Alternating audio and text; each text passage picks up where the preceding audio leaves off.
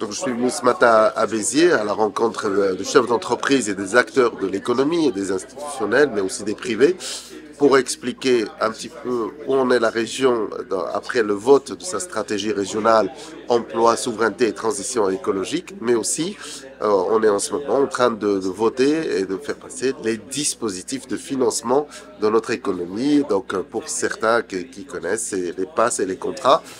Donc, je suis venu expliquer un petit peu les nouveaux dispositifs, leur simplification, mais aussi quels sont les enjeux et les priorités pour la région, et aussi pour écouter évidemment les acteurs économiques et répondre à leurs préoccupations dans un contexte, c'est vrai, un petit peu complexe, avec l'inflation, avec les problématiques de sortie de crise, avec le contexte international et géopolitique qui est tendu, mais aussi avec la tension sur le recrutement, les problématiques de recrutement, sur l'augmentation des salaires, enfin, et puis sur la période de remboursement des PGE.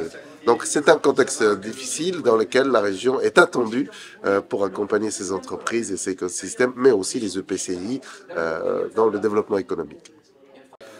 Le réseau leader Occitanie a cette particularité, c'est qu'il maille tous les bassins d'emploi de notre région. Il y a des leaders territoriaux un peu partout et cette cohérence avec Leader Occitanie fait sa force. C'est-à-dire une action locale pour une action aussi concertée et globale qui a une action, un levier réel pour le développement des entreprises tenant compte des spécificités de ces territoires.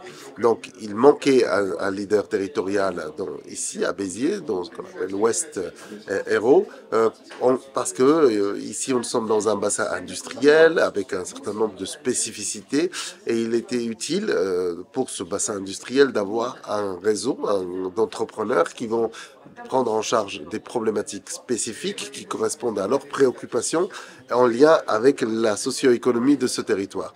Et donc, évidemment, l'intérêt pour un réseau comme ça, c'est d'être connecté avec des leaders territoriaux à Alès, à Bagnoles, à Montpellier, à Toulouse, dans le Tarn, etc. Et pour pouvoir multiplier les leviers pour pouvoir faire grandir les entreprises de manière globale, évidemment accompagné par la région Occitanie, mais aussi un certain nombre de partenaires privés qui ont été cités ce matin. Ces matinales sont un moment privilégié d'échange à bâton rompu avec les chefs d'entreprise et avec les acteurs économiques. C'est aussi l'occasion de prendre le pouls et la température vraiment de on va dire, la préoccupation et des priorités des chefs d'entreprise.